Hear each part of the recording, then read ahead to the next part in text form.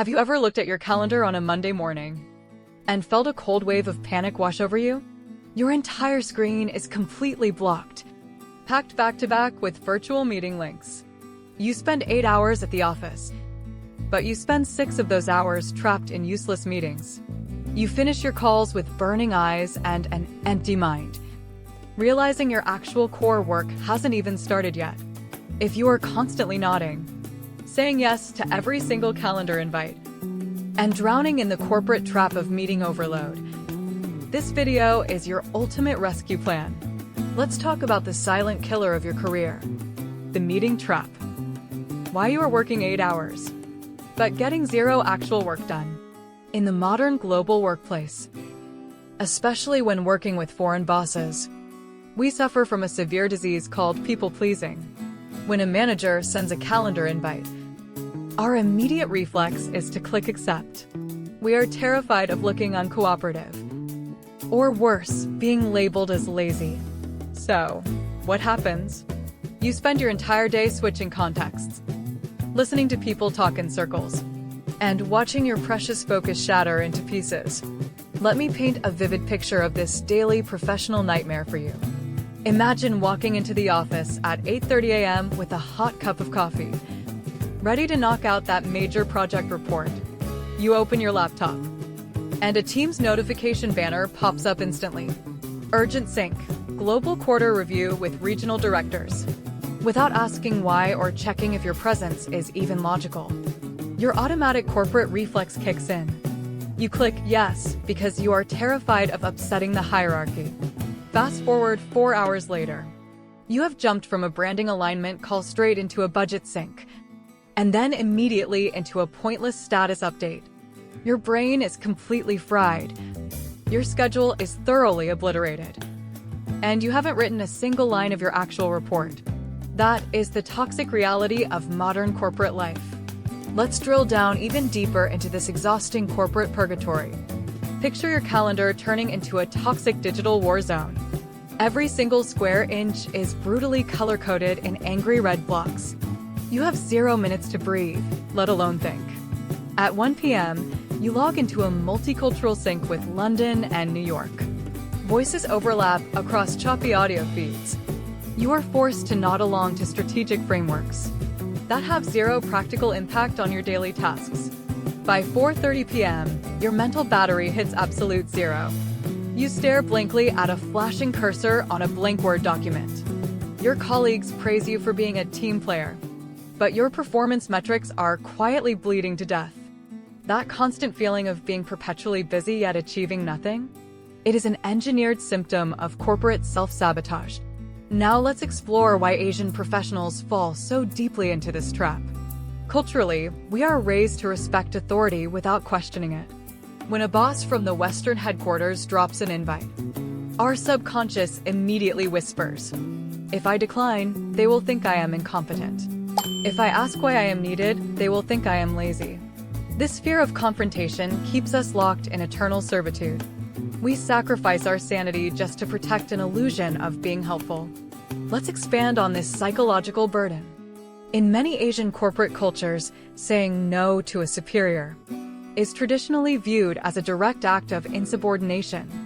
We carry this generational conditioning into multinational companies. When an American or European director sets up a mass call, even if our specific department has 0 deliverables tied to it, we still log in with a fake smile. We nod vigorously at every corporate buzzword. We pretend to take copious notes of things that do not matter, all because we are terrified of standing out for the wrong reasons. This people-pleasing disease slowly erodes your professional boundary. It tells everyone that your time holds 0 value. If your calendar is a wide-open highway for anyone to drive over, do not be surprised when your career gets run over. But let's look at the actual cost of this relentless meeting culture. Let's talk about deep work and context switching in complete detail. Deep work is the state of peak cognitive focus, where you create your highest value output. It requires uninterrupted blocks of at least 2 hours. When you are constantly yanked into back-to-back meetings, your brain is forced into severe context switching. Every time you switch from drafting a technical architecture document to listening to a marketing slide deck review. Your brain leaves a trail of attention residue behind. Scientific studies show it takes an average of 23 minutes to regain deep focus after a single interruption. Let's trace what happens biologically inside your skull. When you are deep into coding or analyzing financial data, your prefrontal cortex is firing on all cylinders. Suddenly, a Microsoft Teams notification screams for attention. You abandon your complex problem-solving thread. You join a meeting where someone asks a question. That could have been resolved via a 2-sentence Slack message. For the next 45 minutes, you zone out. When the meeting finally ends, you return to your original document, but your brain refuses to lock back in. You reread the same paragraph 4 times. Your mental energy is completely depleted. If you have 5 meetings a day, your brain spends 0 minutes in deep work. You are running on an empty tank, leading straight to severe corporate burnout. It is time to reclaim your cognitive power. Here are 5 powerful English weapons to protect your calendar like an executive.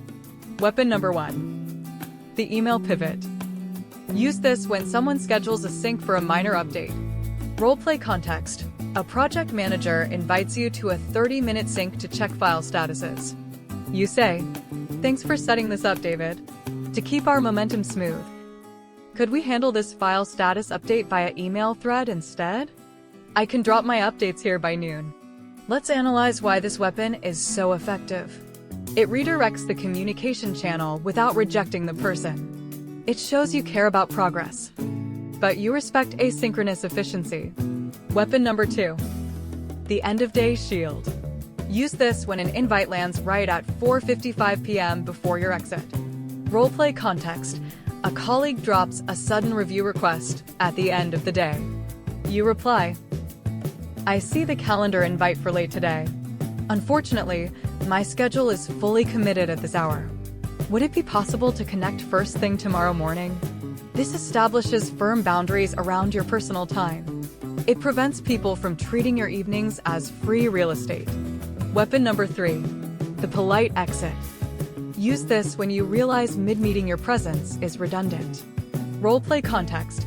You've listened for 20 minutes to a marketing debate you have no input on. You type in chat and speak. "Hi team, looking at the current discussion. I realize this is focused on the branding phase. Since my input isn't required here, I will drop off to free up space for your alignment." Walking away from a useless meeting is an act of high professional maturity. It demonstrates that you value output over mere attendance. Weapon number 4. The deep work defense. Use this when blocking time for core engineering or writing tasks. Roleplay context. A senior leader tries to book over your focused coding or report block. You write back, "I am currently locked into a critical deep work session to finish the system deployment docs.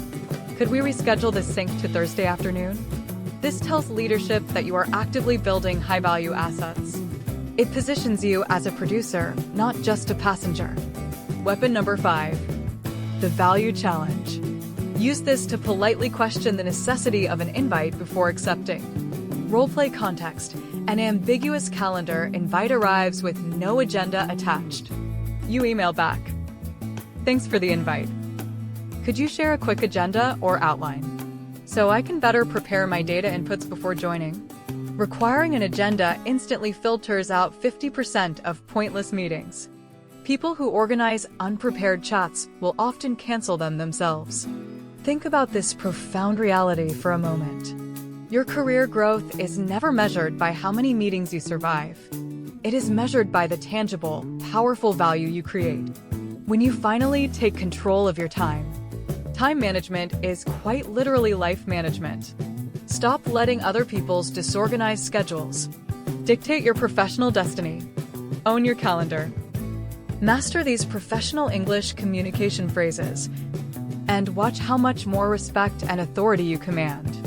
If this message resonated with your core today, hit that subscribe button right now, turn on the notification bell, and share this video with a colleague who is drowning in meetings. Protect your focus, master your schedule, and I will see you in the next video.